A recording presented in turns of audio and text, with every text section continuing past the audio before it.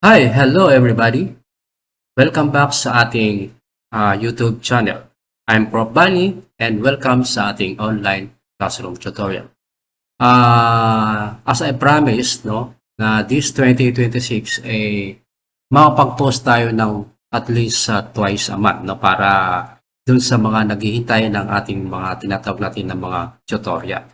So yung topic natin ngayon is about the Python programming. So gagawin natin siyang series ito para sa mga beginners o lahat ng mga estudyante na nag-aaral pa lang at zero knowledge when it comes to Python programming. Pero bago lahat, nais ko muna magpapasalamat sa lahat ng mga viewers sa matagal at matyagang naghihintay sa ating pagbabalik. And welcome back 2026. No, maraming salamat sa mga nag-likes and shares, yung mga nanonood sa ating mga pinopost online. And thank you very much. Okay, so let's get started.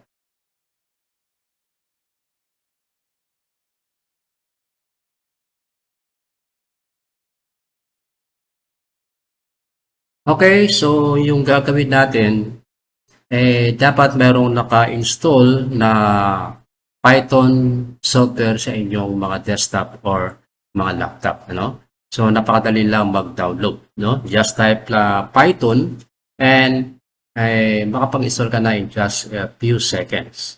Ngayon, once na naka-install yan guys, ang gagawin na lang, type mo na lang sa, mag-search ka na lang, gawin mo lang siyang IDLE. So kung makita natin, meron siyang IDLE Python 3.3 64-bit version. Okay. So ngayon, ang gagawin natin, file, new file. So ngayon dito sa Python programming guys, kapag nag-save tayo, no, di gaya ng mga C++ na pag halimbawa hello.c++, kung yung sa mga Java, hello.java. So dito sa Python, ganun din, no? Hello.py, meaning Python. Ngayon, sa Python, napakasimple lang yung tinatawag nating pag-display ng message, no? So lalagyan mo lang print, okay, followed by open parenthesis, double quote. So let's take for example, hello, okay, then enter. So dito guys, no, simpleng print lang siya, no. Ngayon kung halimbawa gagawin tayo ng multiple display, okay, so, multiple display. So ang gagawin dyan, highlight mo lang siya, Control C, then enter, copy paste, no. So Control V, then enter, Control V.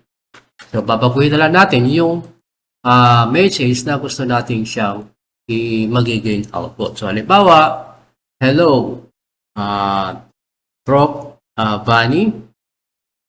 And so lalagyan natin sa ilalim, welcome back. Okay, 2026. Okay. Ngayon, pagka sinabi nating print guys, no? Kasi dapat explain natin ano ba yung print, ano ba yung double quote, ano ba yung open and close. Pag sinabi natin print guys, is a Python function. Ito yung function yung tinatawag natin. Ginagamit used to display text or value on the screen. No? So ginagamit natin yan, yung tinatawag nating print.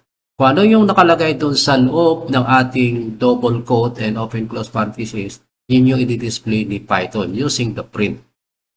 Okay? Then, pagdating naman sa text, yung doon sa loob ng quotation mark, ito yung tinatawag natin na string. Okay? Ito yung tinatawag natin na string.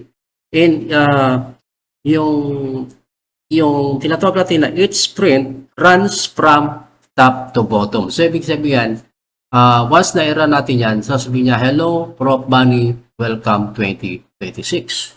Ngayon, ang gagawin natin siya, run module, then source must be safe. So, ang gagawin yan, okay mo lang siya. Then, okay, run module, okay. So, ilalagay natin, for example, sa desktop. Then, lalagyan natin siya ng file name. So, let's say, for example, hello.py kasi ang ginagamit natin is the Python. Ngayon, pag save natin siya, automatic lalabas yung hello Prof. Bunny and welcome back 2026. No? Maselan din to guys yung Python, no? Kapag halimbawa, ang ginawa natin, nag-tab tayo, no? So, siyempre mag-error yan. So, run module, then hit OK. So, sabihin niya, unexpected indent. No? So, meron siyang tinatawag natin na naka-ano naman kaagad, no? Naka-specify naman dito sa ating left side, upper left side kung ano yung mali. Then, click OK. Then, tsaka mo ngayon, backspace na lang. Right. So, yun. Yung tinatawag natin na display multiple print statement. So, halimbawa, ang gagawin natin,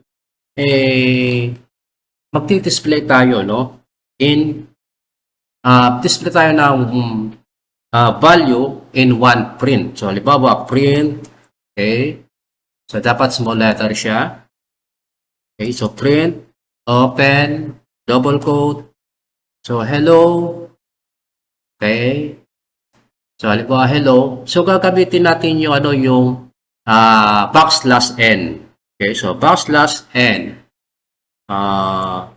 Prop, bunny, \n, then welcome. Okay, so welcome back. Okay, so 2026, double quote, and we have the open and close parenthesis. So, tingnan muna natin, baka nag-over tayo, no? So, meron pa tayong 5 minutes. Okay? Ngayon, kapag i-run natin yung program na yan, so, run module, then, again, hello prof bunny, welcome 2026. Kasi ginamitan natin siya ng \n. So, ibig sabihin \n, guys, is yung display, magdi-display tayo a new character.